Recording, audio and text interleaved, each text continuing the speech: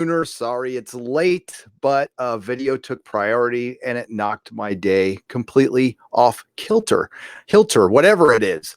But here I am. I just did a little pre-nooner before. Oh my God, I just rookied it too. My God, I can hear myself. Stop. Yeah, so I just did a pre-nooner on Patreon, which I'm going to start doing. So prior to these starting, I'm going to jump on Patreon for a half an hour and talk to the patrons. And we had a nice little chat. And I'm going to be going over the super chats from last night that we didn't have time to get to. And there's also an article I didn't have time to get to that I would like to go over, which is about The Hunt and Watchmen and the marketing for both of those, and the fact that they're both written by Damon Lindelof. So I'm guessing that The Hunt will be similar to Watchmen and vice versa. So greetings, hail, Josh and Rebecca Moname. How are you? Thundercats Ho. Taupe Daddy, how are you? Dragon Majesty, just saw you in the Patreon chat. Matt Joseph, we want to congratulate on getting his theater in Ohio. That's cool as hell. Teresa Martin, Halam 899. Chris, boy, how am I going to say your last name there, Chris? Well, I'll just say hi, Chris. And Cracklin, Jason Adams, greetings, everybody. So we'll start off with the super chats, and then we'll get to the news and the article. And of course, we're going to talk about Star Wars because that's still in the news. They dropped the footage pretty early this morning, and I don't know. I didn't expect them to drop it that early, but that's what they did. I'm surprised they didn't drop it last night, but I guess they wanted to wait for D23 to be over. And yeah, I thought, you saw what I thought in the video, and I thought it was pretty awful that they mixed it in with original trilogy stuff. And it really shows how much it just sticks out and doesn't belong with Star Wars, even with the prequel stuff. It's just too busy. It's too JJ. Even Rian Johnson's Last Jedi, the effects look very J.J. Abrams. I'm wondering if it was just a lot of the same people. It probably was. But what's clearly happening here with the Star Wars fandom is I almost titled this live stream, Welcome to the Fandom Menace, because there's a lot of people who are just done. And it's for a lot of reasons. It's very similar to Doctor Who. It's very similar to Star Trek. There's people who are alienated by the agenda. There's people who just don't like the quality of it. And yes, it still has its fans. That's fine. You can like whatever the hell you want. I don't care. Just don't give me crap for not liking what you like, because I'm sure we disagree on a lot of things. It's fine. I don't care. But yeah, I think the Fandom Menace gained a few members over the weekend, and I don't think Disney was planning on that. I think they were planning on it being just all Star Wars all the time and all positive. Now, Robert Meyer Burnett on his live stream pointed out something that completely went by me, but I was assuming that The Mandalorian, when it drops on Disney Plus, excuse me, was just going to be a binge model, dropped all at once. But according to Robert Meyer Burnett, they're going to release it weekly, which means The Mandalorian will be directly competing with Rise of Skywalker, which is going to be pretty interesting. So yeah, it's going to be very Star Wars heavy here in a couple months, and it's just a couple short months away. It premieres in November, and a lot of the TV stuff is going to start ramping up again, which is good because I can cover TV shows again, which is kind of my bread and butter here. Star Wars ends with 9. Yes, it ends. MacBox. That's a good point. They're not moving the story forward. As I said in my video, they're going to circle the wagons, regroup. But I don't think they're going to be pushing any story forward for the time being, just like they were doing in Star Trek for a while. And then they finally decided to break out Picard, which I don't know. I mean, it's going to technically be moving the story forward. I don't know how much. I think it'll regress Star Trek, but hopefully I'm wrong. Hopefully I'm wrong on that one. But let's get to a couple of these super chats here. Get over there, and we're going to share. We'll share the screen. They're worthy of being shared. Sharing is caring. All righty. So we left off. I honestly we didn't have as much as I thought left over, which is good and bad because we probably could have rushed through these. But let me get to, or maybe I was wrong on that one. Cardinal Sin was the last one. I had it all set up. Damn it. So there we go. Okay. So we'll start out with Cardinal Sin for $2. Want to bet they're going to reboot a woke Iron Man? Yes, they're going to bring in Riri. I don't think that's any secret. Well, at least they're going to intend to. We're going to have to see how the Phase 4 is going to play out. I heard a decent theory that I would love to believe, that they just kind of see Marvel Phase 4 as a throwaway, that they're going to try to get all the SJW politics in one phase, and hopefully they can survive it and then move back to the normal MCU. God, I would love that, but we know that's not going to be true. Riri Williams will show up at some point. The only thing maybe holding that back is it's going to be very expensive. Again, I was watching a Robert Meyer Burnett live stream earlier. He likes to talk about verisimilitude, believability, and he was talking about Star Wars, and the first 2 Star Wars films had perfect verisimilitude, and I totally agree. And Return of the Jedi did not, which I totally agree with. And that's what Endgame was lacking as well for me. That's the biggest problem I had with Endgame is it's become so CG, and you can tell they're not wearing, most of the characters aren't wearing their costumes anymore. And now that's in the back of my mind, it kind of takes away from some of my enjoyment. So Riri Williams would be a very expensive green screen shot. It would have to be a movie. I don't know how they could do that with a TV show, and people just wouldn't go. People wouldn't watch. Maybe if they do Ironheart, I don't know. I still wouldn't care and wouldn't watch it. Have no desire. Silent Poet 75 for $2. If it was a joke on Friday when you were talking about the thing, so he was referring to Doomcock. We were talking about the things having a rock Johnson. Yes, so you'd have to go back to Friday Night Tights, which is on the channel. You can go check it out. Cardinal Sin for $2. Lick that like button, please. Fandom Menace. And you can do that here too. Thank you very much. And a lot of people who watch are not subscribers. Please consider subscribing, hitting the bell. It's a little click. I'm not that annoying. I don't put out multiple videos a day, although I love the channels that do. I just don't have time. But I love the channels that do like 4 videos a day right at the same time. I think Tim Pool does that. The Quartering does that. And those are good channels. Tim Pool had a Star Wars video today. That was interesting. But it seems like everybody did. Thank you again, Cardleson, again for $2. The new Star Wars isn't for 40-year-old white dudes. No, it's not. It really, well, they're trying to make it like that. They all of a sudden remembered, although I'm not a 40-year-old white dude anymore. I'm a 50-year-old white dude. So it really isn't made for me. But I was thinking back to when I saw Star Wars for the first time, and it's fragmented my memory because I was 7 when I saw it. But the one thing that distinctly sits in my mind is, and something that the young people out there, it's hard to describe, but when the film opens and the Star Destroyer flies over, people gasped in the theater. People had never seen anything like that before. And I don't know if you can ever get that in a movie anymore. I don't know if that'll ever happen. That just, people went, it was just, yeah. And it was mind blowing. Now it's so easy to do everything.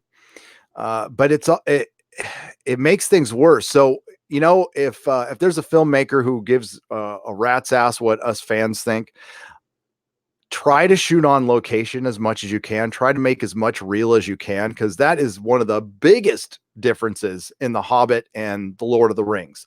Is The Lord of the Rings has the Uruk-hai and the orcs in costumes, has the goblins in costumes. They used as much practical effects as they could because they had to. They had to. And then they made the orcs, pretty much completely different for The Hobbit. And there was a lot of reasons for that. Partially, part of it was the coloring. And listen, the orcs, you could say that they probably were originally, that's what they were originally supposed to look like, and they just couldn't do it. But I hated the orcs in The Hobbit. They were all CG, and I would have rather seen a mix. Little Poet Boy for $2.99. Shame no female ghostwriter. Alejandra Jones. Well, they had they had the female ghostwriter. They'll do it, or they might. I mean, sure, why not? We still don't know. I'm guessing the Mandalorian is a male, but we don't know. They're supposed to be a surprise. We'll find out. They'll just female swap, and I'm just assuming they're going to female and gender, or female and gender and race swap everything right now. Valentine's tube for $2. Hashtag without respect, we reject. Hashtag not my 80s Disney. Love Doomcock. Yes, Doomcock's awesome. All hail Doomcock. It was a really good Inquisition last night, folks. One of our better shows. Doomcock was on fire. So check it out. It's staying on the channel. This one will be moved to Nerdrotic Live when it's done. Cardinal Sin for $2. I want a Justice for Anas shirt. Who's with me? I have to still talk to Anas Abdeen about that, because I don't want to mass produce anything with his name on it without A, him getting a cut, and B, making sure it's okay. Because I don't know if it would affect his lawsuit. Because the shirt I had made for me, it was just one that our good friends at the Popcast made for me. Thanks. And they did it with the Star Trek font, and it was a one-off. And I don't want to even get, I don't want to get Anas even close to getting in trouble with his lawsuit. So we could certainly make one with a Star Trek kind of looking font, but I don't think we can use the font and mass produce it. I think they would probably frown on that, but we don't necessarily need to have the font. We can just have it say Justice for Anas. We'll see where the parody laws lie with that. But once I talk to him, if he says it's okay and he agrees on a cut, I mean, the guy's never asked for a single cent for his lawsuit. And I admire that. And I wouldn't blame him if he did. And if he eventually does, then I will help him shout it out. Believe me. But yeah, I'll see if we can do that. Definitely. Even if it all goes to him, I don't need to get a cut. I just want to support him. He recently just lost his dad, and you know what he got for it? He got trolled by Dreckies. They should make female Thor fat. That's the Sam Whiskey for $1.99. Sure, yes. Body positive female Thor. Yes. Psycho Dwarf 9 for $5. Guys, remember in the sagas, Loki as a horse gave birth to Sleipnir. You know what? I don't remember that. But I'll Psycho Dwarf 9. I will defer to your knowledge. The Cinema Queen, Kaylee, the Cinema Queen. Gary, have you noticed this? The Mandalorian. I did not notice the Mandalorian. And I'm gonna have to say Rian now. Because I know it's Ryan Johnson, by the way, if you're new to the channel. I call him Rian. And I actually got that from my old co-host, which is aptly named, honestly. Why is it better to buy physical media like DVD Blu-ray than iTunes or Amazon Digital? Thank you, ask Garrett Barley for a $9.99. Thank you. The reason it's better is because you actually own it.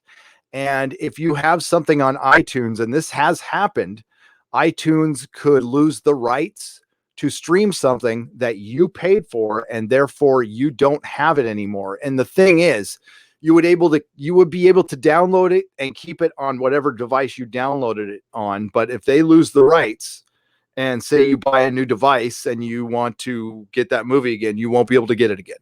So it's better to have the physical media. Plus, it looks, I love packaging. Never did like CDs for music. I was always I loved vinyl. I loved, record covers. One of the best ones here.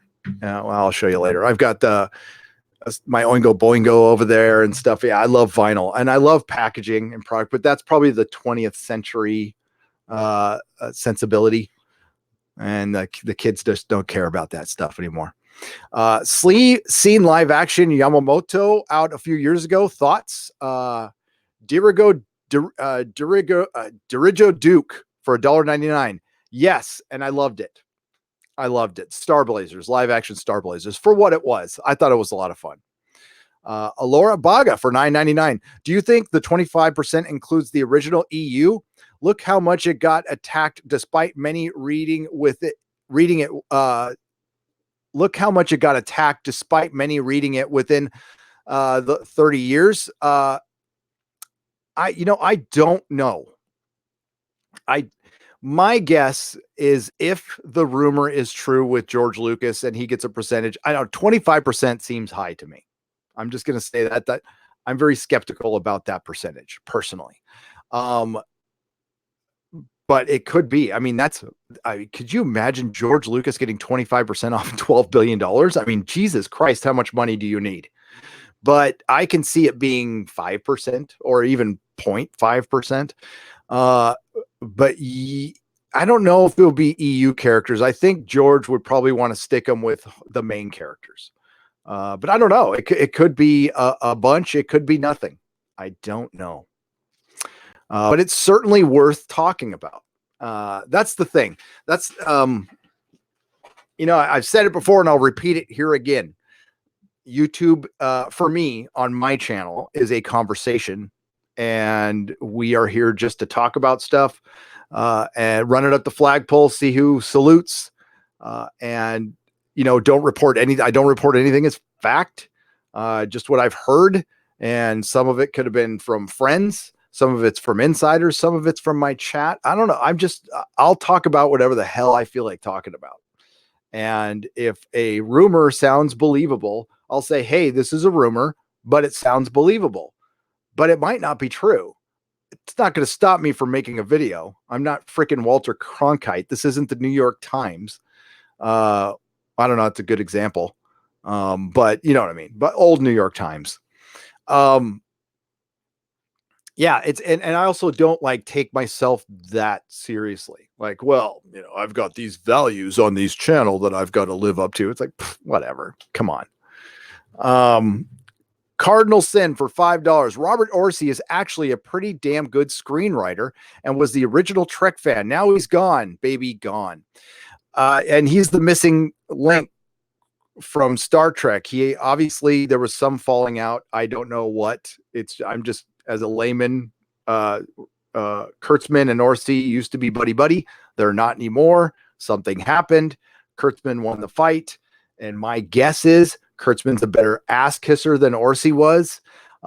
And there was some sniping with the fans over Into the Darkness that Orci and Kurtzman were both involved in, but I don't know how much was Kurtzman. I don't know how much is Orci. And more importantly, I don't care. But it's a noticeable difference that Orci's gone, but JJ Trek is still JJ Trek, and it's still pretty awful. Techno Babbler for $10. Disney and CBS want passionate fans, but only for loving their work and buying their merchandise. That's not how passion works. You have to take the good with the bad, otherwise you're acting entitled. That is the key, because they love to project. They, being the creatives and the showrunners, they love to project. Fans buy stuff, spend time on stuff outside of working their day jobs, living their lives, and they like to have a little fun, mix it up, and talk about the stuff they love or they don't like on forums, here on YouTube, at the comic shop, at the coffee shop, wherever. The creatives just want to hear all the love because they get their asses kissed Well, they're getting their asses kicked by the fans, but kissed constantly at their work, um, to their face. But they also know that they're getting talked about poorly behind their back because it's so cutthroat. The comic industry, TV industry, all of it's horribly cutthroat. Um, that's why, passive aggressive ass kissers can do very well in Hollywood. If you're good at both of those things, you're going places, kid, in Hollywood. Captain Spire, $10. Comics, novels, and games are amazing testing grounds for movies. They have the vanguard for what people like and what people expect. It's not foolproof, but basic business 101 that's being ignored. Thank you, Captain Spire, for saying that. Comics have always been a great proving ground. I'll equate it again to the music industry. I love going back to the music industry because the music industry is a prime example of a very important industry that was making gobs of money that has fallen. It is a shadow of its former self. And it's a good study in trends. So, music used to be cultivated by the underground scene. People, rapping on this. I know I sound like such a white guy, rapping on the streets of Brooklyn, in the 70s and the 60s, the punk rock scene in the UK, and even the second wave, that was here, that in DC and California and San Francisco and, other places.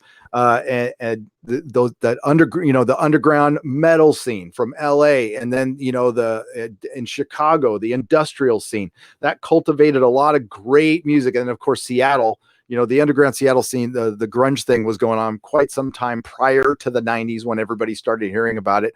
I saw Soundgarden play at a place called Soma, which was a little club in San Diego, and they had an upstairs and a downstairs. So they would have the bigger bands play upstairs, or it was also a dance club. Then downstairs, they had this basement with like this cubby that you would squeeze a band into, and they would play downstairs. I saw Soundgarden down there, and I thought they were the worst thing I've ever heard. I just was what, but it was in a crappy venue. I couldn't hear them. I ended up loving the band, but so that's where you cultivate all that stuff. Comic books is where you cultivate all that stuff, and they've just exploited it beyond repair at this point. And what happened was the inmates took over the asylum with comic books. With comics, same with the music industry. Frank Zappa, look for a video of Frank Zappa describing the music industry, and it's exactly what's happening in comics. And what Frank Zappa said was, in the 60s and the 50s, the record companies used to be owned by old white dudes smoking cigars who didn't understand the music. They're just like, does it make money? Okay, try it. And that's when you got the most experimental stuff. But when the record companies started getting taken over by douchey hipsters, basically, and they thought they knew better, that's when the experimentation stopped. And that's very similar to what happened in the comic book industry. Is too many of the insular artists. I mean, look at EVS could tell you a much better story because I'm not involved in that. I'm just seeing it as an outsider, as a retailer, how I observed things. I never got close to artists or creatives at the shop. I didn't want to. It wasn't my desire. I'm not a star effer in any way, shape, or form. I don't care what they think or say. I just like their finished product, either in a comic book or on the screen or, on a CD or a record. But I don't want to know about the person. I don't want to meet the person. I've never, it was cool getting Shatner's autograph. That's cool. But I mean, that's it. Shatner and Stan Lee, those are the two people, and those two are gods in their fields. But, so EVS could probably tell you better than me, like how insular it got.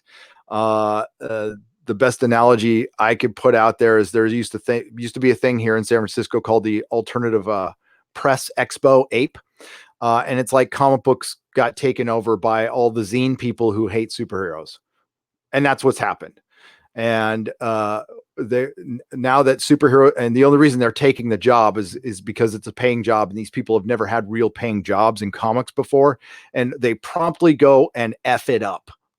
Instead of going, wow, I got this job, maybe I should assimilate just a little bit. Nope, they're going to be the same old jagovs that they were before and destroy an entire industry with it. Your boy Zach at Diversity in Comics has chronicled this. EVS has chronicled this. Doug Ernst has chronicled this. That Just Some Guy, England team back in the day, comics division. They've all been all over this for a long time, and they were right. They were right. So remember, and this is, I'm going to harken back to the Midnight's Edge stream I was on a couple days ago when one of the hosts on there made a not so veiled accusation of clickbait. For one, you need to understand YouTube. For two, we don't do clickbait because I talk about everything in my title, and that's what they got accused of a couple of years ago. They got accused of the same shit. So again, comic books is a proving ground. Comicsgate was a proving ground leading to all this, and all those channels were being accused of clickbait, and all they were doing was hating. No, all they were doing was wondering what the hell happened to the thing they used to love. And that's how all those channels started. They just, your boy Zach started sitting in a car talking about his comic books. He didn't, I don't think he knew he would blow up the way he did, but he did. And made an impact, made a cultural impact on the comic book industry. And the Fandom Menace is doing the same. So we're going to get the same attacks. We're going to get the same people questioning in and out the Fandom Menace. That's why the Fandom Menace really needs to stay loosely affiliated. So we don't have rules. We don't have people telling because I'm not going to ever tell another YouTuber what to do. Do what you like, whatever. I mean, that's fine, but I'm already seeing similar patterns. So we'll see how that turns out. Loquacious Primate. The only thing that makes the existence of STD more insulting than its poor quality is the amount of money, 8 to 12 million per episode, close to Game of Thrones. That is true. That is true. Now I heard 10 for season 1. I have multiple insiders at CBS, but I have one that I've said before. I know I've known him for years. Now I don't know if he's going to have a job much longer. So that's one thing, because there's with the merger,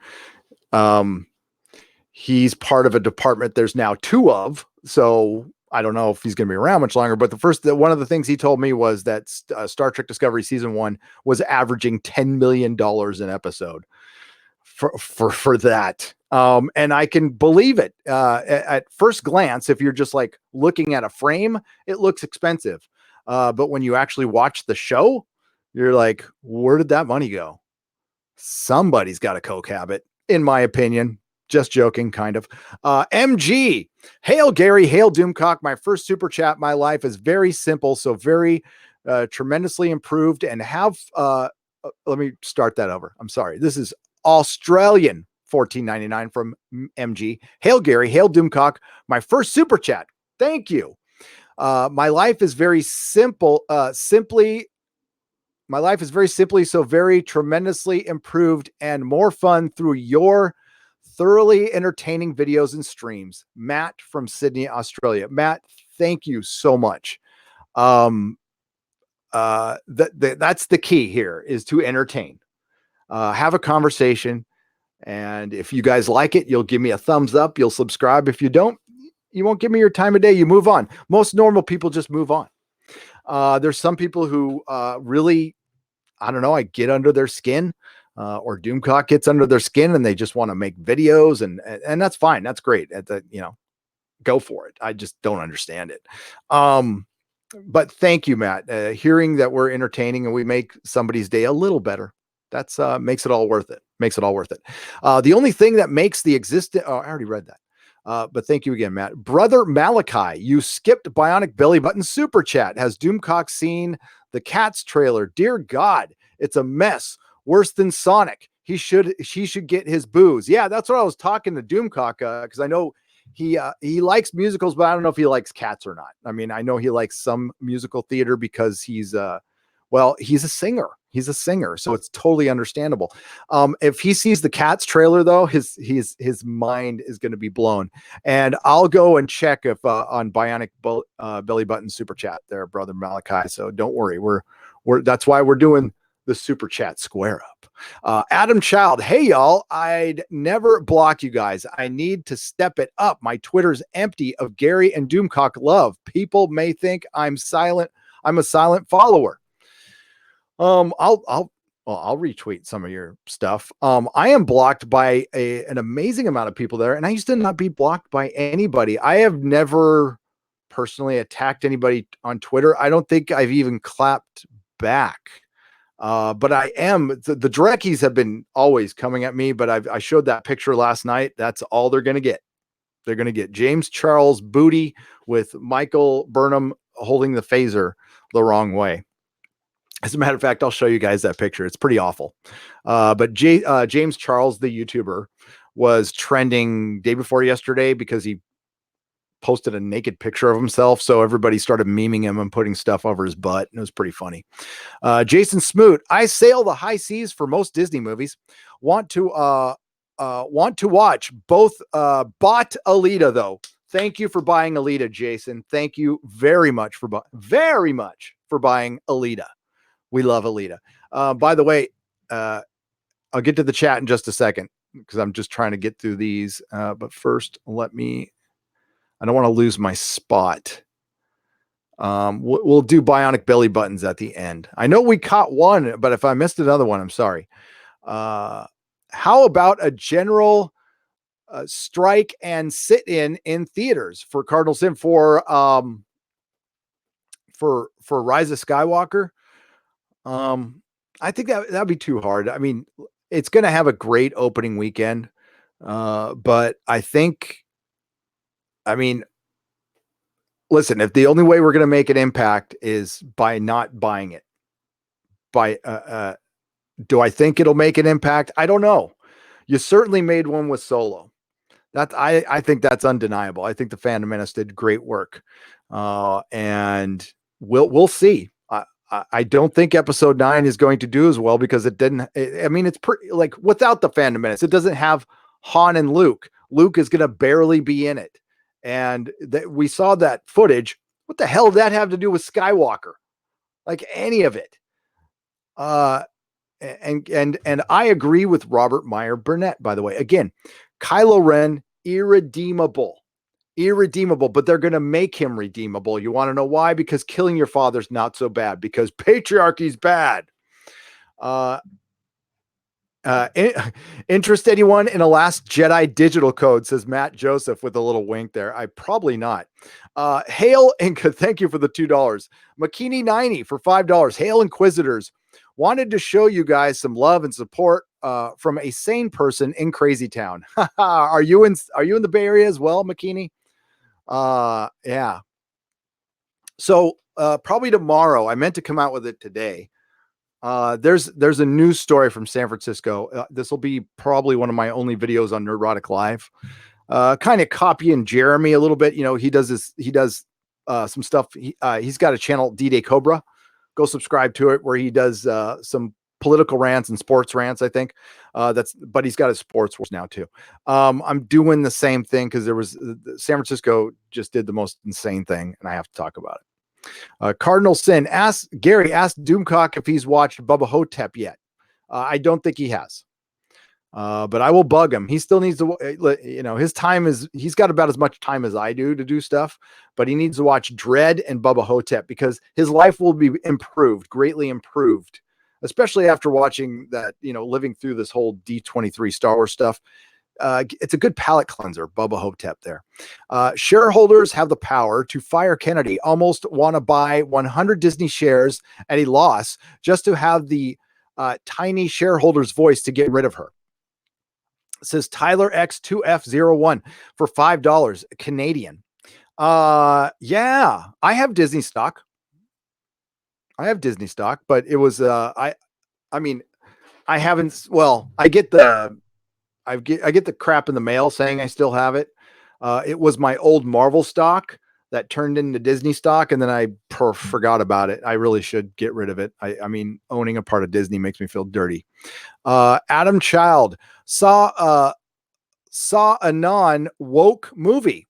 Thanks, Gerard Butler. Angel Has Fallen has no wokeness. Rambo could be good, but I'm sure he gets killed by a girl. LOL.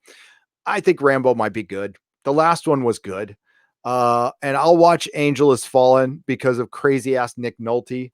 I love Nick Nolte. Nick Nolte. 48 Hours is one of my all-time favorite films because of Nick Nolte and Eddie Murphy. But it's almost a perfect movie to me. And one of the best movies filmed in San Francisco. The great Mark C.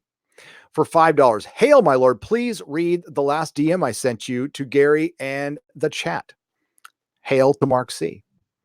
And I'll pass that on to Doomcock. Adam W. Hail, Doomcock. Kathleen Kennedy is a great argument against diversity hires, which she was by her own admission. They weren't. They want to kill meritocracy. They do. Adam W. for $5. They do. Well, they have killed meritocracy within Hollywood right now.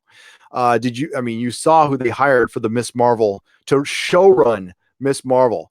A racist, a freaking racist. And the fact that Doomcock and I talked about that for 5 minutes in the Inquisition got the whole thing demonetized last night. And I don't, my videos don't get demonetized that much. I don't know why. Probably because I don't cuss as much. I don't know, but they don't get demonetized. So it's odd for me to get demonetized. And that one got demonetized because we talked about it, but I'll talk about it again. I don't give a shit. Mark C. My DM in Doomcock's Twitter. Well, I can't read your DMs in Doomcock's Twitters, Mark C., but thank you for $2.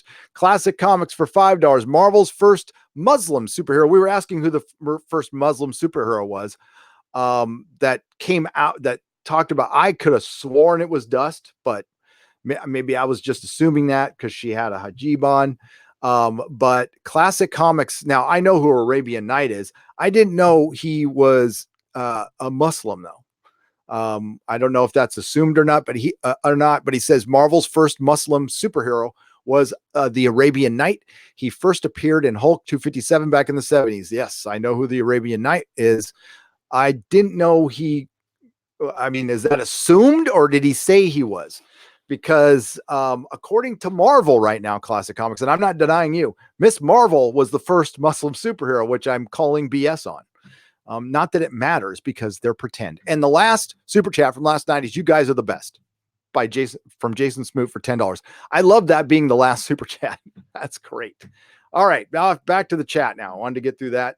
Hope you're all still there. There you go. Oh shit, we got 1,400 people watching. Jesus Christ. So this is the last live stream on StreamYard. When the Nerdrotic Nooner returns next Wednesday at 11, we'll have the new software and I can bring people on. I want to start Friday night. We're going to start bringing a lot of people on, including the patrons are first, but we're going to mix some people in here. I want to get a lot of people from the Geeks and Gamers crew. I want to get Odin on the channel, get Josiah back.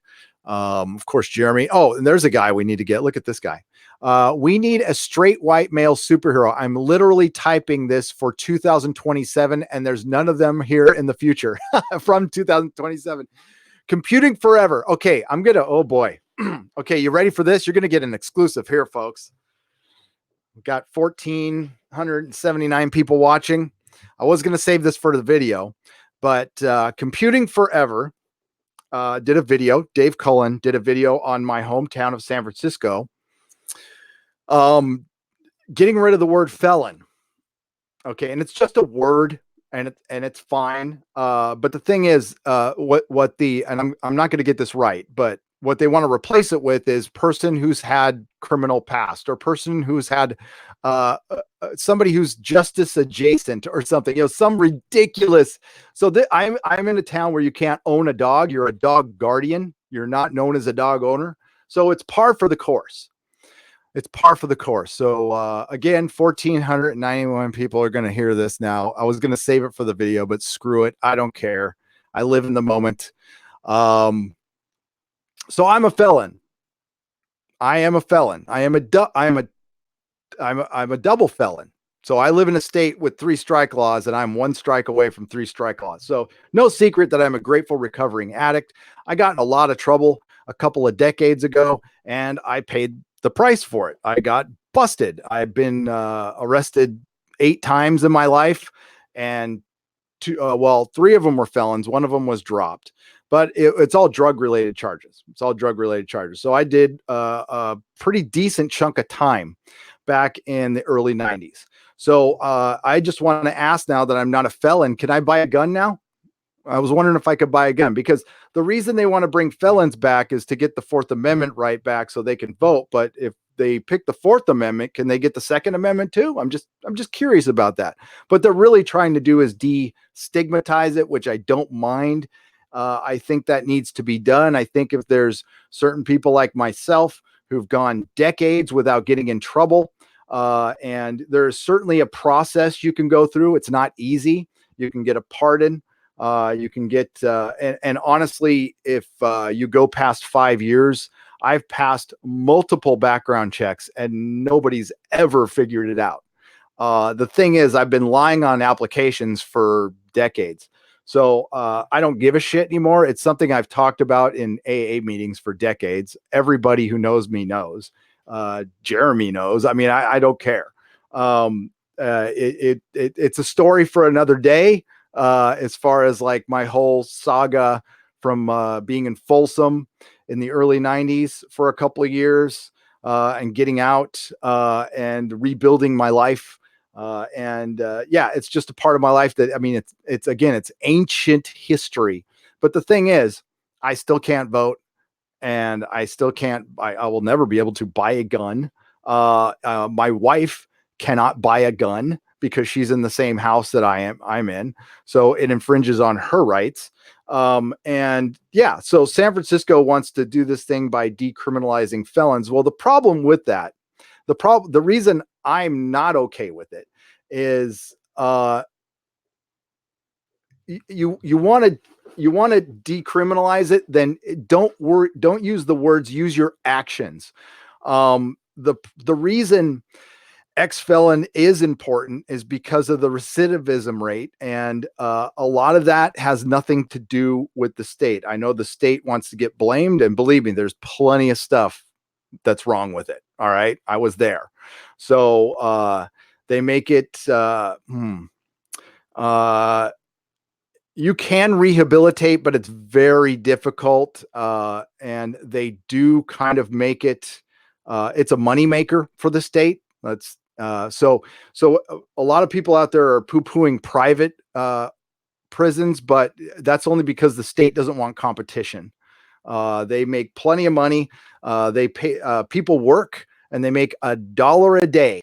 There's firefighters. Okay. So I was part of this. I'm a trained firefighter because I went to a camp and while I was in jail, and I was with the CDF, and I trained to become a firefighter, and I have fought 7 fires. I got injured on one pretty badly, actually. I broke my tailbone, and it was horrible injury. You don't ever want to break your tailbone. Trust me.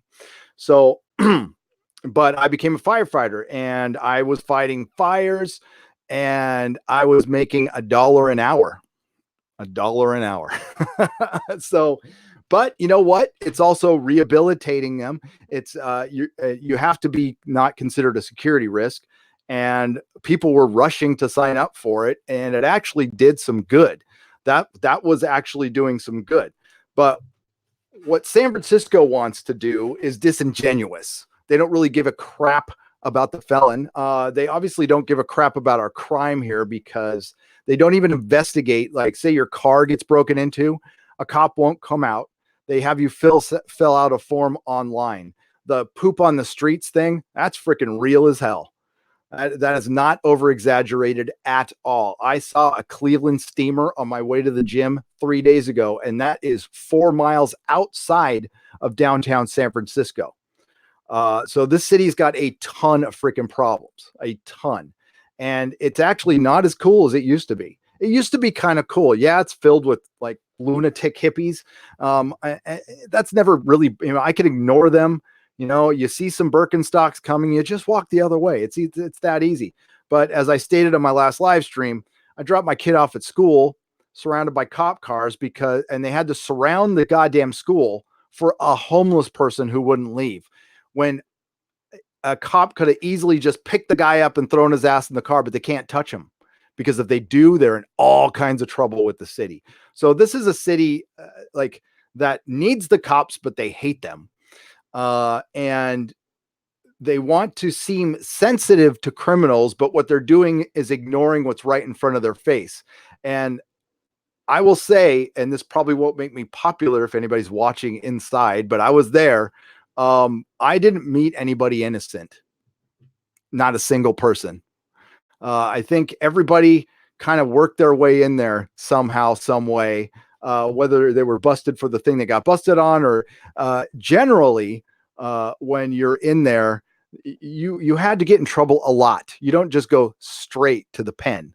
You get your misdemeanor, you get a couple charges dropped, you do county jail. You don't go straight to the pen unless it's a horribly violent crime. So you have to make a career of it. And there's a point of personal responsibility.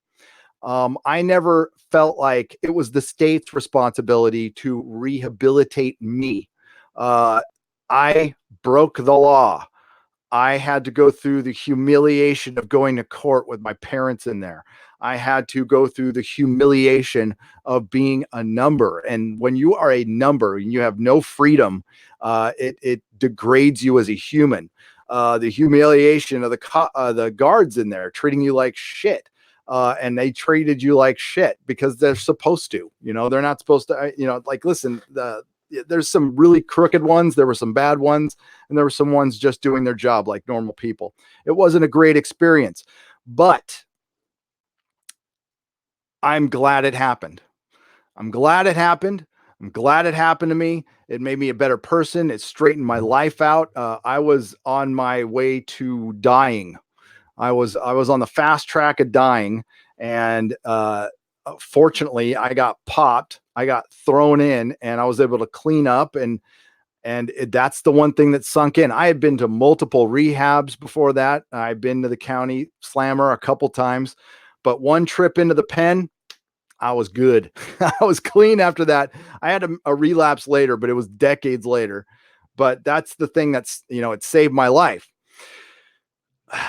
Taking away the stigma of ex-felon, we're talking about a number that is so small. Unfortunately, I don't know what help it would do, or we certainly want to take away the stigma so they can get jobs, so they can stop from going back. I agree with that. That's fine. But that's not San Francisco's motivation. San Francisco wants to get the votes. That's all they care about. And the only thing that just pops in my mind is, well, if you're going to give, because there's, again, Fourth Amendment rights, you lose for a while you're on parole. Any law enforcement officer can search you at any time, whenever the hell they want. And probable cause and all that. I got my parole officer always thought I was up to something. I was being a good lad. I did my P tests. I passed everything, but he was always thinking I was up to something. But yeah, it's stupid. It's typical San Francisco stupidity. If they want to really tackle crime, focus on rehabilitation and not terminology. I think a step in the right direction is decriminalizing pot. I think that was a great step in the right direction. Although I don't smoke pot, I don't like pot. I don't like the smell of pot. But it's such a layered problem. It's almost too hard to get into in a pop culture podcast. I don't know how I got on this because Dave popped on, but this is how it rolls. So that's what the video was going to be on. And, you know, I've got something written up that I want to go over, but yeah, it's stupid. It's stupid. It's typical San Francisco. I can't wait to freaking move. I was just thinking that I was redoing my entire room. I'm like, I'm going to move in a year. This is stupid. But yeah, there we go. Let's get back to the chat here. But there you got some, we have stupid politicians here. We have, the city is run by a technocracy at this point. It's run by Twitter and Google. I mean, they came in and they just bull rushed everything. This was a town that had essentially been the same for a long time.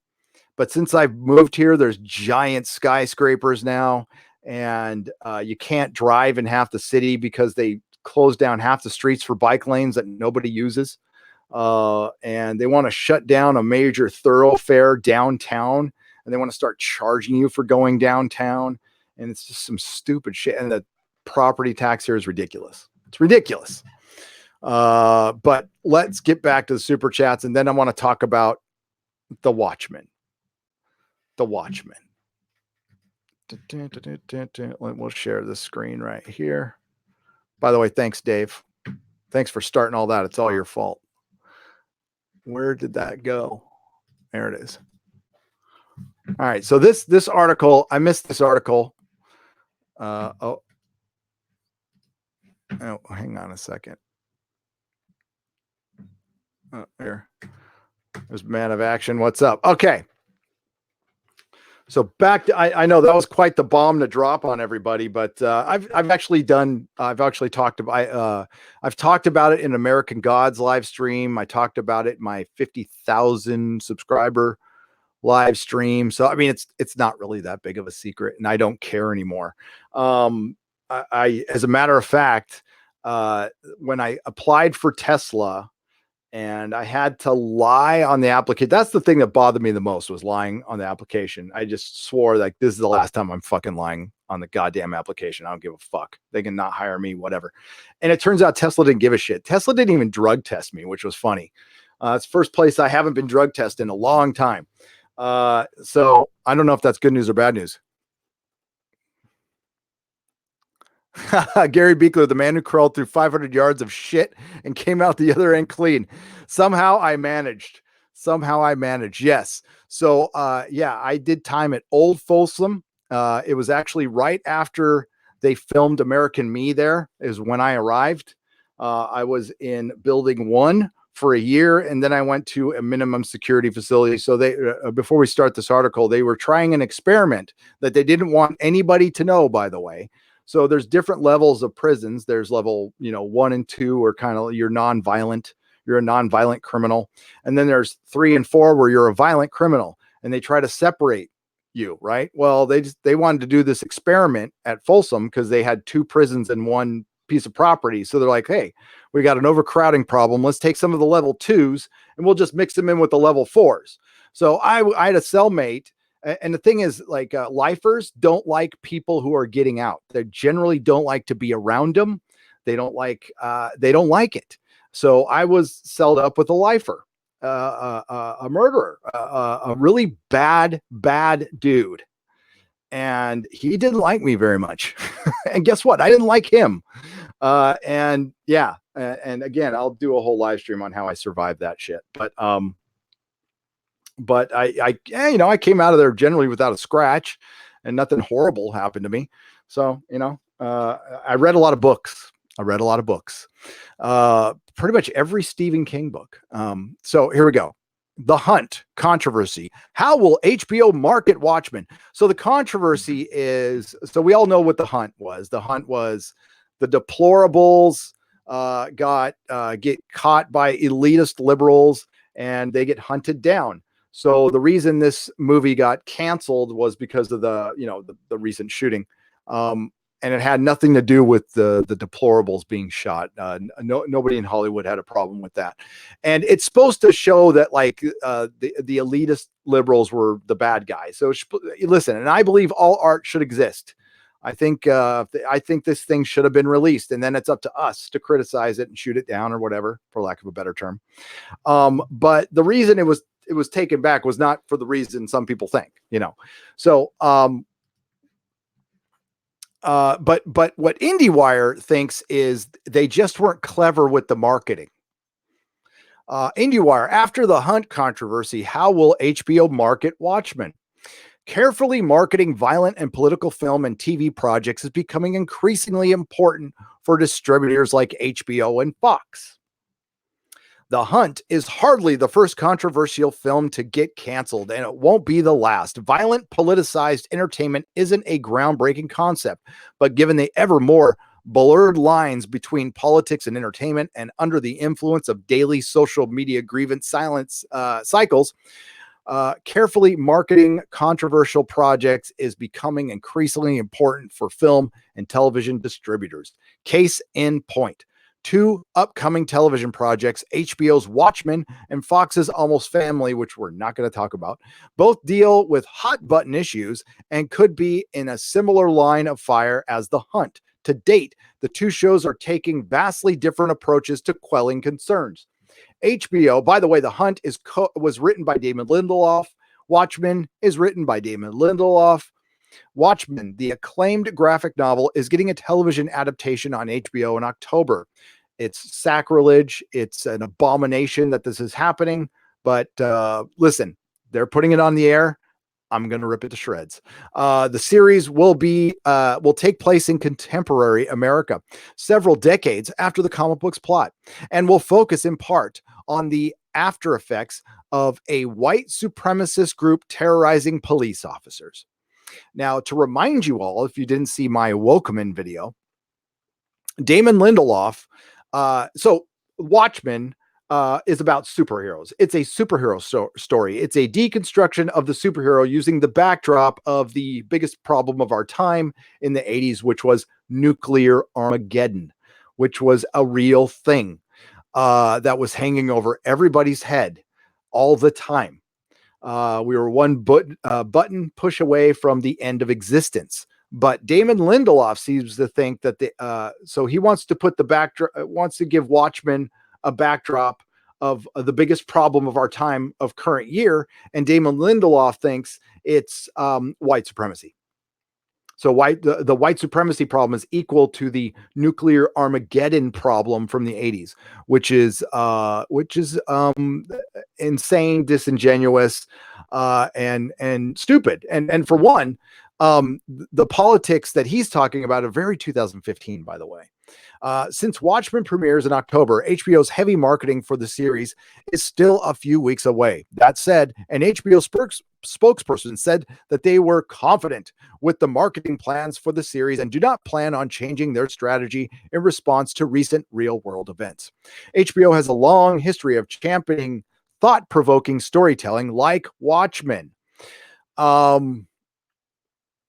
A blend of fantastical science fiction and political social commentary, which is based on the original iconic graphic novel, the spokesperson told IndieWire in the statement. We have approached the marketing of Watchmen with great care from the outset. The first two trailers for the series have already been released, and our future materials will continue in the same vein.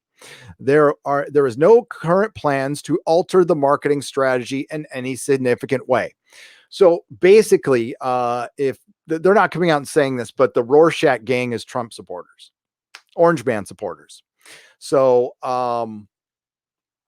but I'm sure it'll be very subtle, and they'll show both sides of the argument, I'm sure. I don't know where they get that.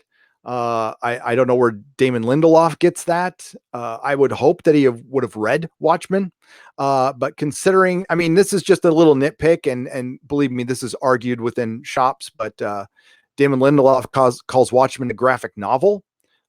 It's a comic book series that was collected in a trade paperback. To me, a graphic novel is an original work presented in book form. That's a graphic novel. If you are collecting comic books, it's a trade paperback, but that's just a little nitpick there. Regardless, okay. So Regardless, even if the series marketing to date de-emphasizes its more controversial themes, its handling of white supremacy, terrorism, and policing. By the way, it's policing too, by the way. They're not just going to, it's policing and white supremacy. Those are the problems of our time, not technocracy, not our speech being quelled at every turn, not social engineering through entertainment, propaganda. That's not the problem of our time. A group of 50, probably a number in the thousands throughout the United States, who think they're like the Fourth Reich or something. I don't know. But I'll tell you where I did meet some was in prison. Yeah. And it was for most of them, it was survival. It was to just be part of a gang. Now I wasn't part of that. And that did cause me some trouble. Again, story for another day, but I didn't want to, I'm not into affiliating even when I was in the slammer. So be brought up by reporters and TV critics when Watchmen creator Damon Lindelof, who also co-wrote The Hunt, and others began doing more press for the show. Though Lindelof representatives did not return requests for comment, he is prepared. He received several questions about the series' dramatization of white supremacist terrorism during the Watchmen panel at TCA in late July. He noted that the original Watchmen comic also directly addressed then contemporary political issues, and said his upcoming HBO series would similarly deal with topics that are relevant to American audiences in 2019. So, and listen, it's going to come down to this. It comes down to, are you a talented writer or are you not? So Alan Moore is a talented writer. Alan Moore can put in socio-political concepts and allegory that doesn't that makes you think, that wouldn't drive any reader away, and wrote a fascinating work. Damon Lindelof does mystery box bullshit, and he learned at the J.J. Abrams School of Not Storytelling. So I mean, listen, J.J. Abrams, Lindelof, Kurtzman, nobody will ever question their ambition. I just question their talent. I just simply question their talent and the ability to execute what I don't think any sane person would try to do.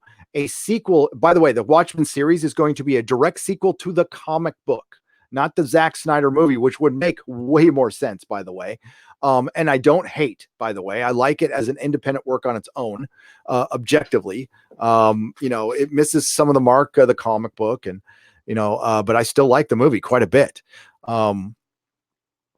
And I love Rorschach in the movie. Like, I think the performance, Jack Girl Haley, I think his performance is equal to Heath Ledger's Joker, in my opinion, but that's just my opinion. There it is. And that's what makes the movie great for me, is his performance is just spectacular as Rorschach. Even if you hate the movie, you got to admit he was good in it. He was good. So they're going to have to deal with these relevant topics in 2019. The Watchmen comic was about what was happening in American culture at the time. Lindelof at the TC says at the TCA, what in 2019 is equivalent? Okay, here it is. What in 2019 is the equivalent of a nuclear standoff between the Russians and the United States? I listen, the first thing that comes to my mind, I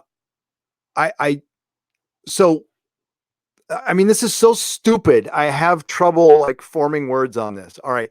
So nuclear war was hanging over our head in the 80s, and it was real. It scared me to death when I was a little kid. The Day After was one of the scariest movies. I mean, like, it was right up there with The Exorcist as far as freaking me the fuck out, because I was a little kid and we all thought we were going to die. Either by radiation poisoning or just getting vaporized by a hydrogen bomb or a nuclear bomb. And the news was hyping it up back then, and and we were doing I did duck and cover at school. Yeah, so it was real. Are there for that to be equal, there would have to be incidents of white supremacy terrorism every day. It would, I mean, and this is a fake story. So they were able to take on the cops in Tulsa, Oklahoma, and the cops have to wear masks. The whole concept sounds stupid, but you know what? We'll just give him enough, to take care of himself. And it just felt like it was undeniably race. Okay, I'll read that again. What in 2019 is the equivalent of the nuclear standoff between the Russians and the United States? It just felt like it was undeniably race and policing in America. And so the idea started to graft itself into Watchmen universe and needed to be presented in a responsible way. Again, let's talk about the incident at my kid's school on the first day of school when Mrs. Nerdrotic arrives. So Nerdrotic Jr. can start his first day of 8th grade, and our school is surrounded by cops, surrounded for one homeless dude. How is that bad policing? I'd say that's over policing. Um, this is proof that we are a civil society. This is, I agree. I disagree with Tim Pool. I don't believe we're on the brink of civil war. And I will present to you one more time the idea of the four-way stop in the middle of nowhere that most of us would stop at. When we start ignoring that, then we're degrading. So far, nothing revealed about Watchmen has been as nakedly pandering as the references to deplorables and elites in The Hunt. While the mere mention of white supremacist villains in Watchmen spawned the predictable kinds of pushback and vitriol in the cesspool that is every online comment section, the upcoming series has yet to provoke any anger worth taking seriously. So IndieWire thinks it's so above this cesspool that is online commentary. But then they use a term like cesspool, that is every online commentary right here, cesspool. But they're above it. They're above it. Shill access journalism at its very best and worst. Who wrote this? Tyler. Well, Tyler. Well, son. Don't take it seriously. Don't take it seriously. Of course, nobody's for. Listen, I'm just saying that the narrative of white supremacy, terrorism might be trumped up a little bit to help a partisan side. I don't see it as the danger of our times. But I think one side would very much like for them to exist. They need that boogeyman because the Russian bot thing has worn itself out. But I mean, like, listen, I get it because I don't like Star Trek Discovery. I've been called racist. So, I mean, same old. On the polar opposite end of the spectrum, you have Fox's Almost Family, and I guess they're taking a different route. So HBO, of course, HBO knows its audience. All right. Let's not kid around here. HBO knows its audience and they play to their base. That's what they're really good at. And the thing is, HBO had a lot of normies from Game of Thrones that there's now a giant void where they used to be because Game of Thrones sucked. And they think they're actually going to fill it with Watchmen or Westworld.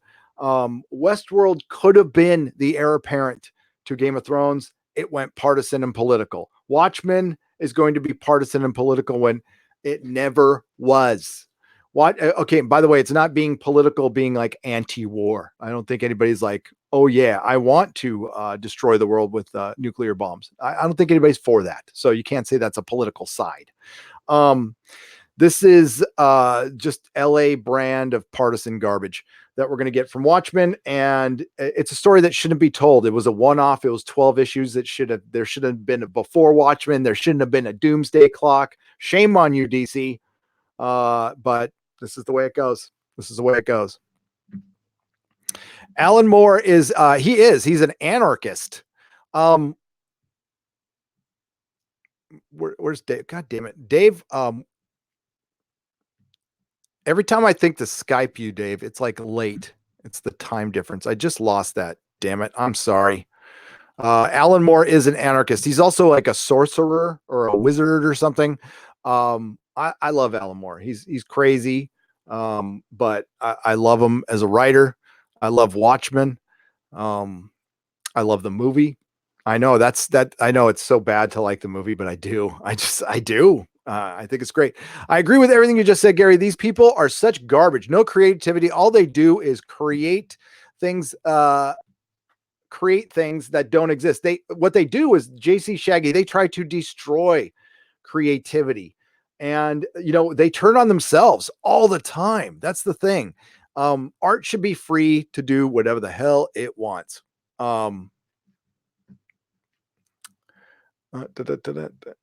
see what the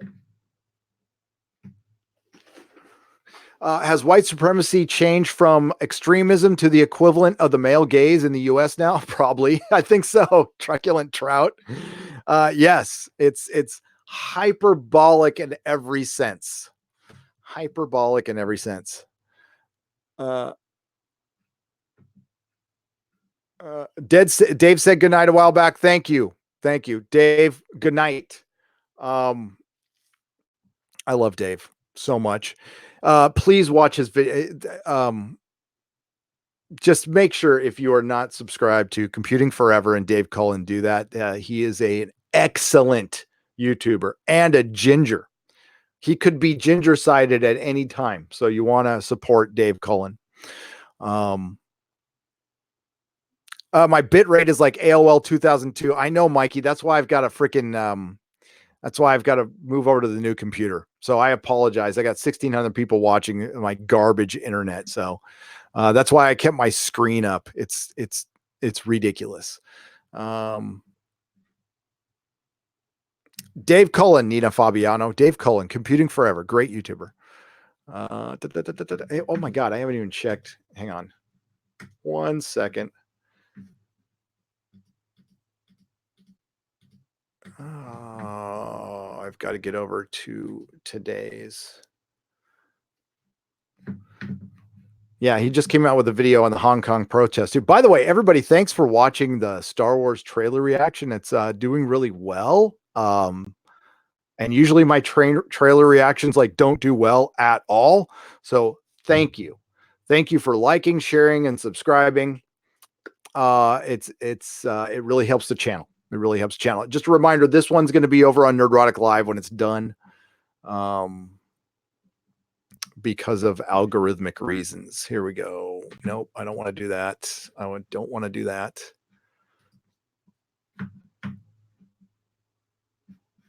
There we are.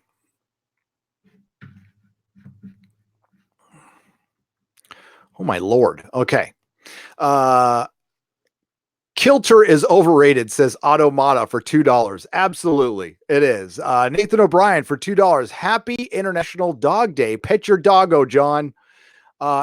Is it International Dog Day? Is it really International Dog Day? Because then I got to get one of the dogs in here. Hang on. Let's get Maris in here. Let's get Maris. But I want to, since the bit rate is so bad, we'll do this. Hang on, folks. I'm going to get Maris. Maris.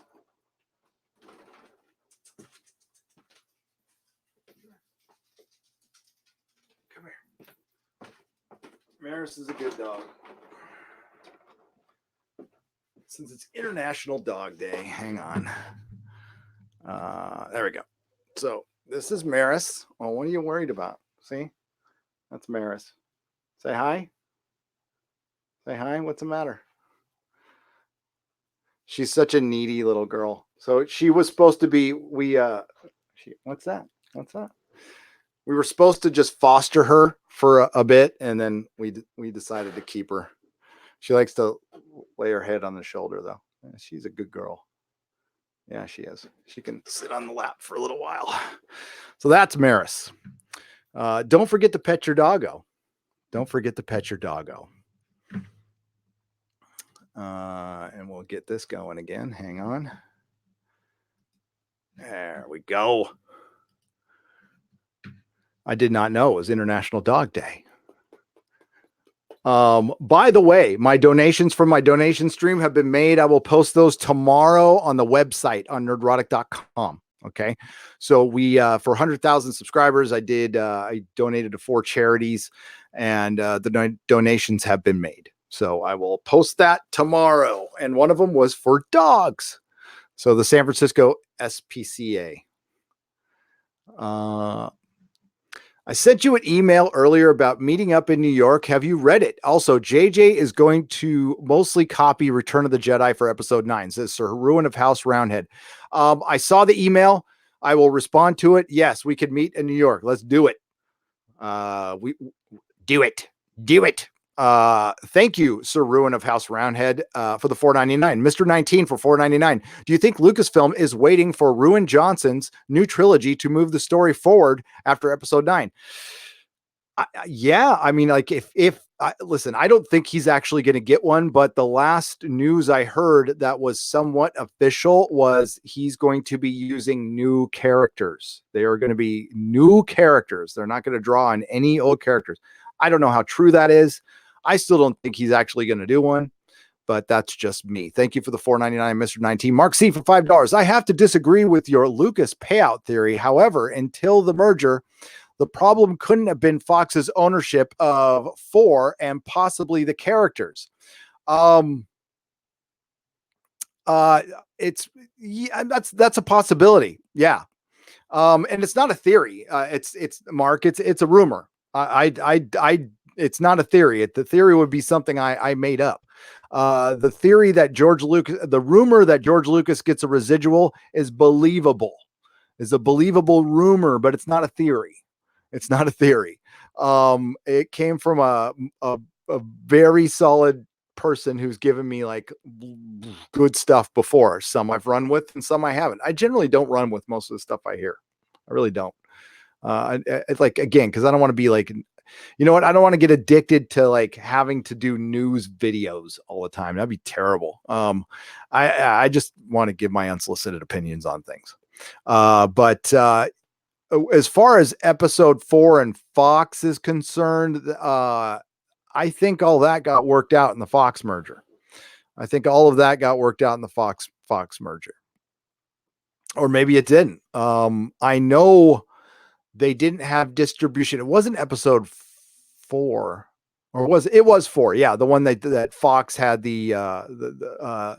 listen, in a future video, Mark, I will point out what I found in the Disney reports that are available online. If you go read the quarterly reports, they disclose very limited disclosure, but they disclose who they pay out residuals to and who owns what and stuff. And you can find it. And they talk about Lucasfilm retaining rights to merchandising and all the rights to all the Star Wars movies except for episode 4. And that was including George Lucas. Now, I had somebody email me saying this confirms my rumors. It really didn't. It just confirmed that Lucasfilm retained its own rights prior to the purchase of Disney, but it doesn't say anything after that. And they don't have to disclose that either. They can hide it somewhere else. So, Modalicious, Star Wars Original Trilogy is a series about a father and a son reconciling a poor relationship on the backdrop of intergalactic war. Too masculine for Disney, I guess. Absolutely. Absolutely. And another thing that was great about Star Wars is it didn't go to Coruscant at first. You were on the outskirts. Now, for one, they were limited by budget, but again, this is where creativity flows. We get better films when people are limited on budget. Actually, every movie studio should absolutely do that. Should limit every the first Spider-Man film was limited on budget. Matrix was limited on budget. Star Wars was limited on budget. And we get these great things from them. Freaking all the Mad Max films were. Dread. Dread is a modern classic, in my opinion, limited by budget. Yeah, it just works. But we're on the outskirts of this galactic society, and yeah, that was cool. I'm going to see episode 9 to see how bad it will be, says Nicholas Horton. Absolutely, for £2. I think it'll be. I think to hate watch it, I understand. But just buy a ticket to Cats and go to see episode 9. Eric K for $2. Surprise! The Mandalorian is Bree. Let it Bree. Let it Bree. Let it Bree. Let it Bree. It was very interesting that Captain Marvel wasn't mentioned once during D23, yet she was on the banners everywhere. Mark C, the George Lucas thing. I don't think it's anything that can ever be proven. The only reason I ran with it, because it seems to have made sense why there was no original trilogy characters in Galaxy's Edge. And Clownfish TV's Pirates and Princesses ran a very good article that I mentioned in my video. They talked to an Imagineer that said that they were intending on using original trilogy characters. And the word from on high was that Bob Iger was so encouraged by the dailies of the newer movies that he ordered that they use that instead. I don't believe that. I just don't, but that's my personal belief. But again, I mean, I don't know, Mark C. I honestly don't know. It's all about the money. That's why Kevin Smith is a pathetic shill now. Them dollars. Cracklin, you're right. And you know what? Kevin Smith didn't need to sell it. I think he would be just as popular within Hollywood and without if he would have stayed true to himself. But you hang around the creatives, you hang around Hollywood, you get that LA Kool-Aid going through your veins, and it just happens. It does. You stop being a fan, and it starts becoming your career. And, he did Comic Book Men, which was fracking awful. It was just awful. And people used to ask me all the time, like, what I thought of that show. And I would say, I guess I know what a surgeon feels like after actually watching an episode of VR. Destiny Captain. Hail Gary, toxic mailbag today. That's a running joke. It is a running joke. Every day's a toxic mailbag, Destiny Captain. But if you watch my Patreon live stream, you would have heard that I had every intention of going by the P.O. box and getting dog food. And I spaced it. I drove straight home from the gym and I went, God damn, now I got to go back. Now I have to go back. Just because DVD was on fire earlier today. Michael Maloney, Dictor Van Doomcock. Yes, he was on fire on the Inquisition last night too. That's for sure. Tyrone Beard. Okay, Gary, did you see the Marvel versus DC email I sent you? I have not yet. I will check though. I will check. Thank you, Tyrone. By the way, if you were listening to the Inquisition last night, I was talking about a commission John Byrne did for me. I put it up on Twitter. You want to go take a look at it. I actually found an image on his Tumblr of it because I don't have it anymore. And the story behind not having it is a very sad one. It's a very, very sad one. Patriarchy is bad. Yeah, I hate the Patriots. Says Mega Jetty 1 for $2.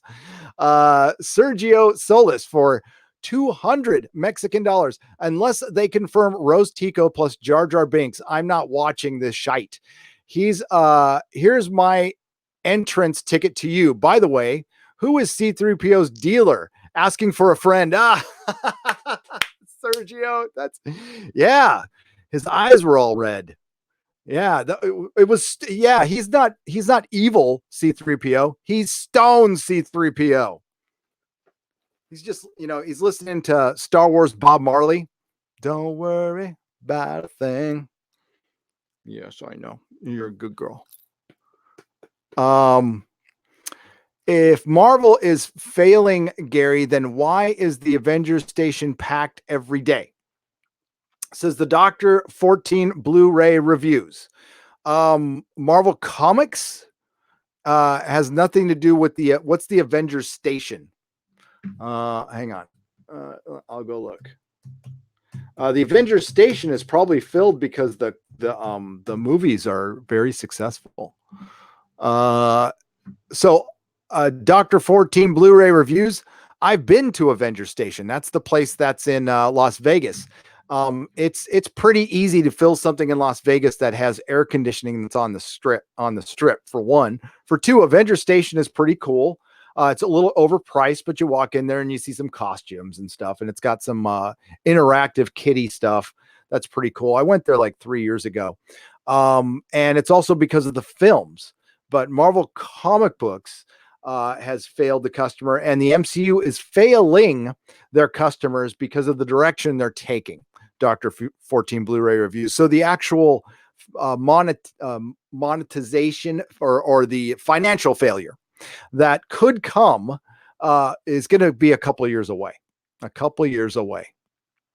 But it's also recognizing this stuff before it happens. That's part of my job here. And that was part of my job at the comic store. I had to be a little bit ahead on the trends. So I tried to be. I wasn't perfect on all of it, but I made, and also it's just kind of a hobby too. Trend scouting and stuff has been a hobby of mine. And, it goes back to my record store days and being a collector and stuff. You just got to keep an eye on that stuff because it interests me. It interests me. So sometimes I'm right, sometimes I'm wrong, but I don't think I'm wrong. I think we have arrived at SJW MCU. I think Captain Marvel was the first shot. I think we're going to get more of that. And I think we're going to get the same results we did in the comics, even though those are two different divisions. They are two patterns that I guarantee will repeat because when you willingly alienate half your audience, and that's what's going on here, is like they've made a decision. They know what they're doing. They're going, we're going to get political. We're going to offend some people. We don't care. We're big enough to where we don't care. We don't think that number is significant enough to keep us from doing it. So we need to show them that we are. And what they don't count is they don't count the people in the middle that they offend, that they don't intend to, but they do with their pandering. Southeastern Kaiju for $2. Demonetizing super chat. Never surrendered. And I won't, my friend. Thank you very much for the $2. Tim Riggs for $10. Crimes committed and time paid for should not follow every single felon throughout their entire life. I believe in redemption. San Francisco, however, isn't fixing anything. It's a superficial virtue signal. Absolutely agree. If they wanted to fix something, they would do more than that. And that doesn't fix a goddamn thing. If you make a title long, if you make it criminal adjacent, people are still going to see that. They're going to see what the thing is, whether you're called a felon or not. If you have a felony on your record within 5 years, every background check is going to find it. Now, if it's over 5 years, you're safe. You're generally safe. I'm very safe because it was 26 years ago. 26 years ago. There's probably people in my chat not that old. Sam Whiskey. Kylo Ren is Star Wars version of Lenny Luthor for $1.99. It's so true. That's great. Tim Riggs, thank you for the $10. I greatly appreciate that. Thank you for the sentiment. Best time is now. Gary, you've had enough life stories to fill up a Tolkien-sized novel. Yeah, I've just told you a couple. But I'm 50, so I've lived a weird life. I told you I lived a weird life. Orville Nation for $5. Visiting Lucasfilm sites in Europe. Gary sent you a video from Planet Naboo site today on Twitter. Regards, PJ. I will check it out. Thanks, man. Thank you for the $5. Loquacious Lucius Sula for $5. There was a story recently where a woman was attacked by a drugged out homeless man in San Francisco, released him 3 days. Be careful out there. Yeah, no, I don't spend a lot of time out there, and I definitely tell Mrs. Nerdrotic to be careful. And my son, the one crappy thing about this city is like my son can't do what I did.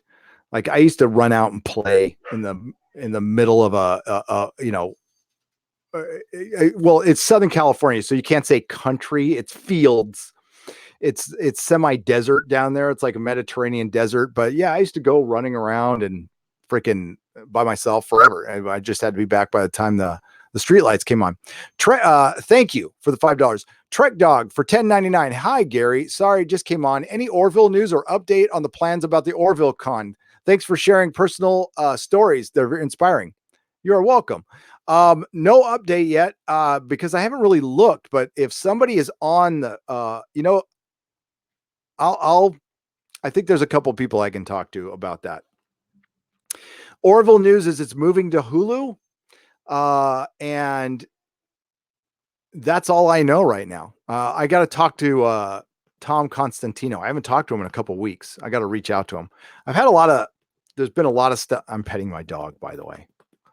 And I've had a lot of stuff going on behind the scenes that have been kind of distracting and keeping me from doing a lot of work stuff. But, and I don't know if that'll ever clear up, but I need to talk to Tom so we can get some Orville news out there. But it's moving to Hulu. And it's all good. I know, Scott Grimes and Adrian Pilecki got divorced, and that's all I know. And I had a really good time at the Orville experience. Eric K. looked it up. Abdul Kamar was the first Arabian Night, was a descendant of a legendary Muslim hero who had perished, forcing the demons Gog and Magog back to their tombs. So more than likely Muslim. Eric K, great work. Classic Comics and Eric K were on the job. Kamala Khan is not Marvel's first Muslim superhero. Spread the word. It's Arabian Night. But I mean, listen, if you believe the media, Captain Marvel was the first female superhero ever. And that was the first female starring in a film ever. And if you believe Black Panther's marketing, that was the first black superhero ever. Paola RL, thank you, Gary, for sharing your experiences with us, for being able to tell the story and being the great person. Oh, wow. I don't know about that you are. I truly respect you. Thank you, Paola. I'm okay. I do my best. Lori Wilson, I did have 6 seconds with Shatner at Comic-Con on Saturday, told him about doing an Orville cameo. He said Orville. So I tweeted, he said Orville. So I tweeted him too. Good. If he said Orville, then he knows it exists. Tom Constantino, get William Shatner on your show. Seth MacFarlane, I know you listen to every episode and you hang on my every word because you're not busy making billions of dollars for Disney and Fox. Get William Shatner on the Orville. Make it happen. I think like just a little scene. Make him you know what? Troll everybody. Put him in a bunch of makeup and make him a krill. Today on Scared Straight, meet Gary Beekler. Crackling. Oh, wait till I tell stories from the inside. That's some shit. Some shit went down, yo. Mephisto Knight for £1.99. I'm in Tenby, Wales. When can we visit you live? Well, when I get to the UK, which could be sooner than later. Because I fracking love the UK. The UK is the best. Okay, we're gonna get Maris back on camera. There she is. She's such a she's really freaking cute. Yeah. Say hi. You can hear the other dogs outside. All right. I'm going to let her out. Hang on just a second. Go see Mom. Go. Oh, Mom's home. All right. Everybody. Wow, this turned into like the craziest live stream ever, didn't it? I did not plan on babbling this long. So I'm going to move this to Nerdrotic Live when it's done for algorithmic reasons. Let me make sure I've got all the super chats rounded up too. Hang on just a second. Live events. And thanks everybody for tuning in. We had a good crowd. I didn't promote this or anything. And you guys are wonderful. So be sure to check out the Inquisition if you haven't. Last night's Inquisition was a hell of a show. That was Doomcock was on freaking fire. So I shot him a message this morning like, dude, you were so on last night. It was great. And we had a huge crowd. So I'm very grateful for that. Thanks for D23 being the fart that it was. But Jesus Christ. That was such a good show last night. Some people just know how to live stream, dude. Oh, Mike S. Miller. Mike S. Miller. What's up, dude? $5. Happy belated birthday, Gary. Here's $5. It's my birthday today. Is it your birthday today? How old are you, Mike? Are you like 29? I mean, I know you got 17 kids, but you know, you might have started early. You're kind of religious. You know how you religious people are. Mahler, Gary, are you excited for hundreds of Star Destroyers? You pitiful OT fans thought one was intimidating. Well, JJ's going to crank it up, which means it'll be better, right?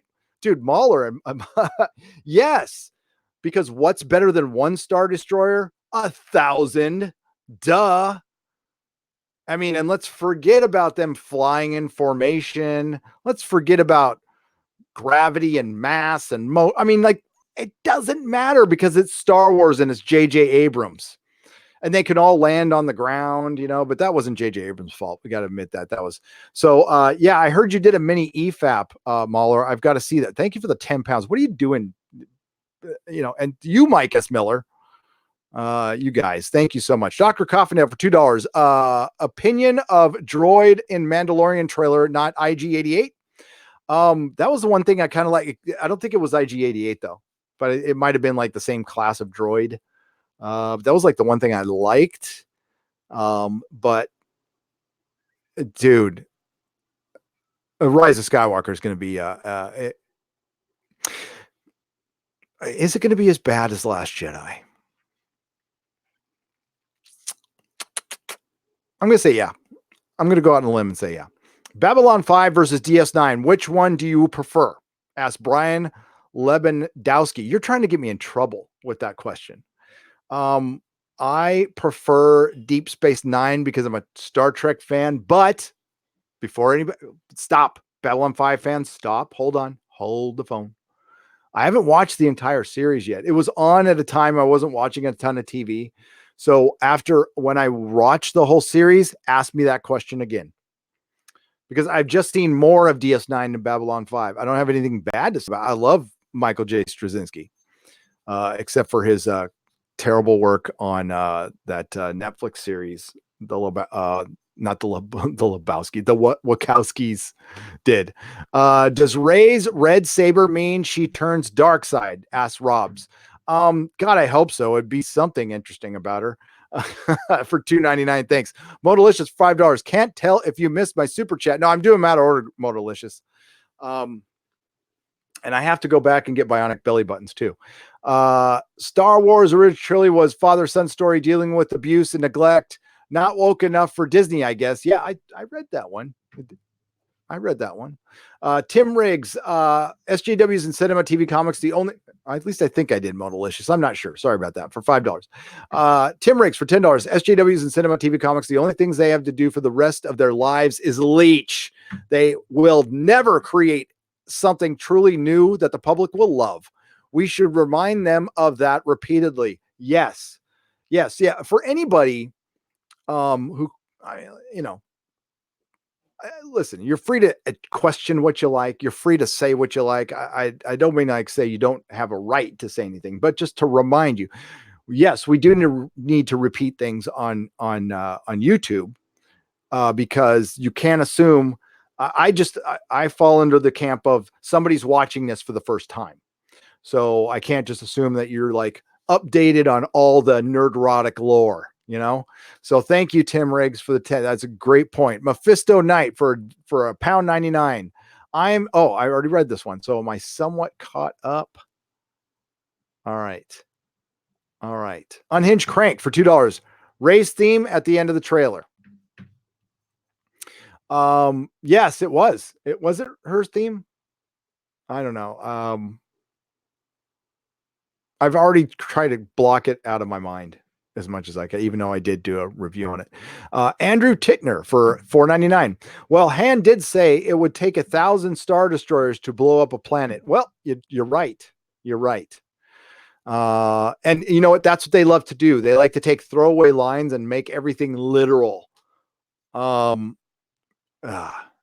The Grand Inquisitor for $5. Hail, Gary. Today is my birthday. I can't wait to go see The Rise of Skywalker. Hail, Phantom Menace. Screw Disney Star Wars. I can't wait to not go see. I'm sorry, I read that wrong. I can't wait to not go see The Rise of Skywalker. Hail the Phantom Menace. Screw Disney Star Wars. Hail the Grand Inquisitor, who has been with this channel for a long time, and been a member of the Phantom Menace from the get go. So well played, sir. Thank you for the $5. It's good to see Mahler in here. I love Mahler and Mike S. Miller, two great guys. I can't wait. You know what? I am looking for Rise of Skywalker because we're going to get an unbridled Mahler rage out of it. I mean, that's a good thing. That's a good thing. Mahler must be just incredibly peaceful.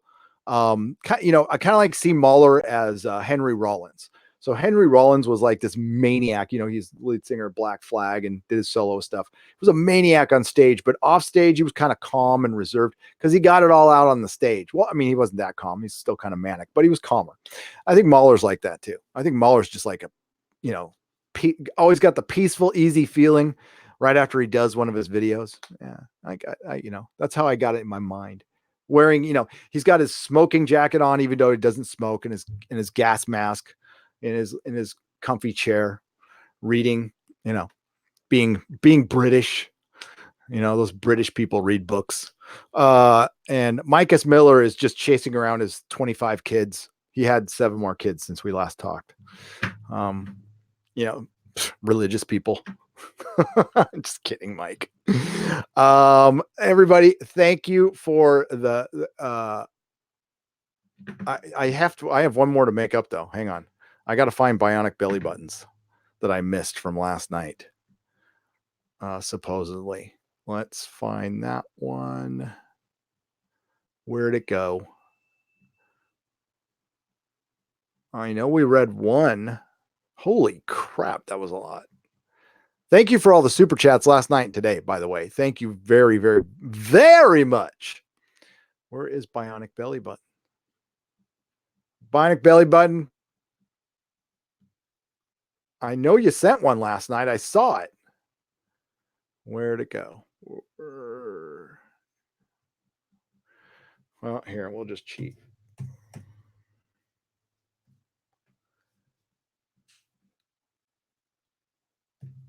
There it is. Mike, I read that one. We ended up reading it.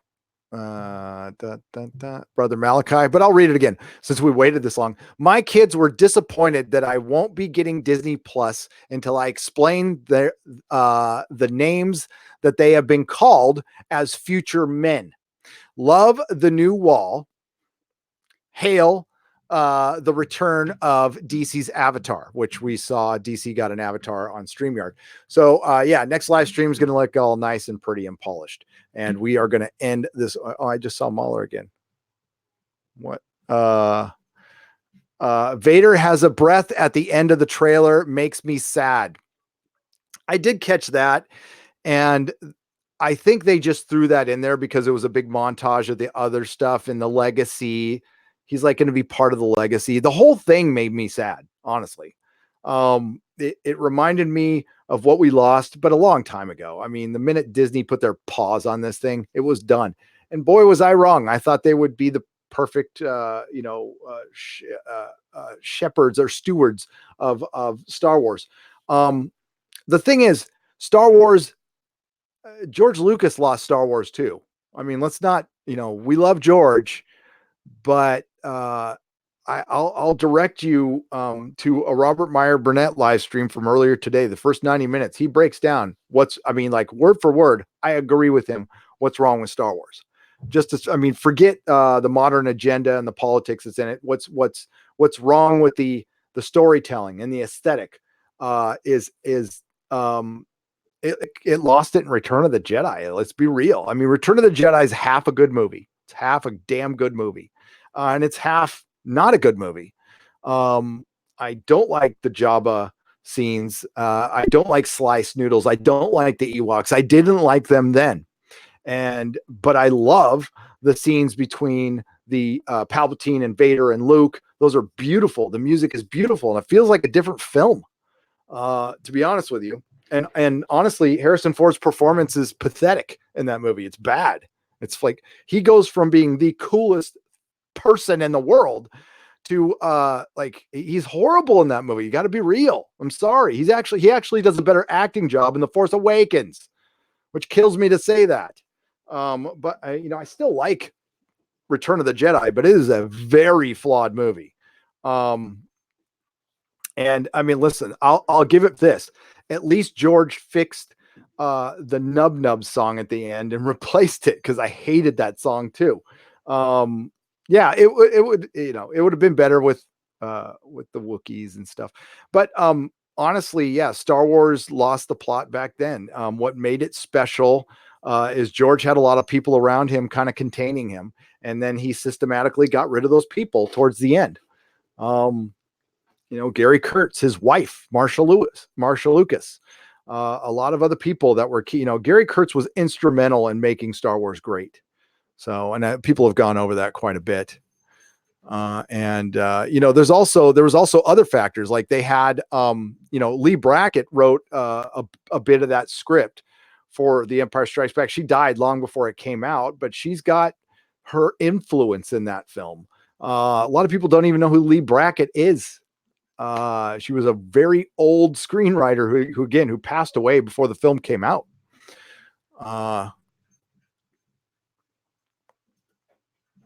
And also, they also lost John Dykstra from Star Wars. He wanted more money, and I think people got pissed because he went off and did some of the effects for, I think, Battlestar, and Dykstra was great, but he got replaced by better people. Dennis Muren, I think, his name is. God, I used to know Michael Kahn. I used to know everybody's name on the crew, like off the top of my head. I used to know who the special effects supervisors were, who the freaking key grip was. I mean, me and my friend Doug would memorize that shit. It was like a rock band for us. Yeah. All right. So let me make sure we got this all wrapped up. I've been babbling for long enough, and my Mrs. Nerdrotic is home. Mega Jetty for $2. Han in Return of the Jedi took a step back to let Luke shine. He didn't need to, though, because there were two very different characters, and Luke was becoming more stoic, and Han was supposed to be the personality. He was the swagger. And he was the thing that was missing in the prequels too. The Clone Wars expanded on Star Wars in the only way I truly appreciated. The final season was amazing. Tim Riggs' Clone Wars was great. And actually, that's all we ever needed. It was so much better in the prequels. The Clone Wars are so much better in the prequels. And they give Anakin so much more depth of character. They do. So I'm very grateful for the Clone Wars cartoon. I saw the Clone Wars when it premiered in theaters. I wasn't impressed. But I kept watching it, and it got better. It just got better. So there you go. Hey, Gary, people in Hollywood do compromise their creativity for a paid off mortgage, and Ray only has one facial expression. Sam Whiskey for $4.99. Listen, and I agree with that, Sam Whiskey. You got to play the game before you change the rules. That's something I fully live by, and which means compromising your creativity for a while.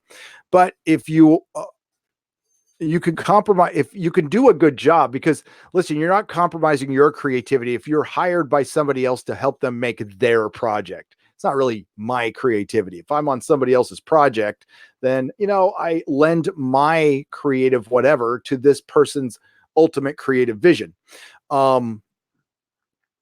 It's when you write a story and then you have to compromise and stuff, and that has to be made, but that sucks. That's why I never made it there, Sam. I wasn't built for Hollywood. There's people who are built, who can do it, who can bullshit their way through that stuff and play the game. And I was not one of them. Partially because, of what I shared before. So when somebody stabs you in the back, like metaphorically speaking, like there's ways to deal with that. They're very different in Hollywood than the ways I used to deal with that when I was younger. I used to have a very confrontational approach to that. And it doesn't work in the real world. It doesn't. All right, everybody, I want you all to have a great day. Again, this live stream will be over on Nerdrotic Live. It's going to take a little longer because I'm going to include the chat, which means I'm going to have to screen record this, but I want to do that because we have people like the Cinema Queen and History General and Mahler and Blacklist Universe. Hamill was best in Corvette Summer. I liked Corvette Summer. I did like that movie. I thought it was very good. And that was probably his best acting job. You're probably right, Mike S. Miller. But no, he did. He was, listen, love Mark Hamill. I do. Mahler was in here. Man of Action. God damn. Look at this guy right here. See this guy? I remember interacting with Man of Action in England Teens chat when I had 100 subscribers, maybe. Man of Action's had the same damn G.I. Joe avatar and a good person. Good person. What's up, Jedi at Night? A friend of Alita. Mike, angry at Mike. People are angry at Mike. Mike, stop being a troll. By the way, best to your kids, by the way, best to your family. And thanks again for the page, dude. That page was brilliant. All right, so I'm gonna cut it there. Everybody subscribe to Mike S. Miller, subscribe to Mahler. Mega Jetty 1. Anybody other channels? Cinema Queen, the Cinema Queen, Dave Cullen, anybody in the Fandom Menace, please subscribe to, it's a small YouTube channel called Geeks and Gamers. It's got an up and coming guy named Jeremy. He's new. He's a little boisterous. He never takes off his hat, even when he takes a shower. That's what I heard, but you might want to give him a sub because he needs your help. He needs your help. And don't forget to pet your doggo. Pet your doggo. Give him a little pet. Even if it's your best friend, you call him dog, like DAWG, give him a little pet in the head. Mark Lazerth, nub to you, man. Nub to you. Return of the Jedi is greater than TESB. What's TESB? The Empire Strikes Back? Grimy? No. It's good. But The Empire Strikes Back is one of the greatest science fiction movies ever made, in my opinion. But if you have that opinion, that's your opinion. And we will just agree to disagree. It's okay. We can all agree that The Last Jedi sucked. I think we can all agree on that. All right. Goodbye, everybody. I'll see you on Wednesday, 11 a.m. Pacific time for the next Nerdrotic Nooner. Please subscribe to Nerdrotic Live. That's where this one's going to be. Please subscribe here if you haven't already. Go to nerdrotic.com for my live stream schedule. And remember, not all who wander are lost.